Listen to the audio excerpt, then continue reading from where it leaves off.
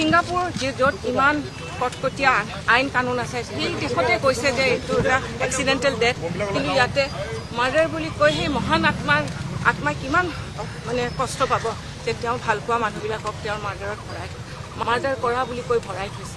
চ' মই এইটোৱে ক'ম যে আমাকো ন্যায় লাগে, আমি ভাবিব লাগিব যে নিৰপৰাধী আজি আপোনালোকৰ ফালৰ পৰা নতুন অধিবক্তা এগৰাকী নিয়োগ কৰা হৈছে, প্ৰাণ বৰা। হয়, তেখেতে আহিছে আমাক ৰিপ্ৰেজেণ্ট কৰিবলৈ। আগৰ আৰু হেৰিও আছে, আগৰ অধিবক্তা তেখেতো আছে।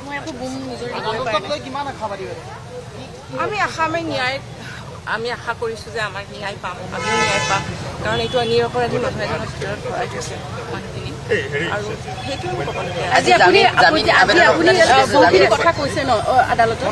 আদালতত এতিয়া আমি কথা ক'বলগীয়া নহয়, এতিয়া হিয়াৰিং চলি আছে, আপোনাৰ ফালৰ পৰা কিবা কোৱা হৈছে? নাই, এতিয়া আমাক ক'বলৈ কোৱা নাই।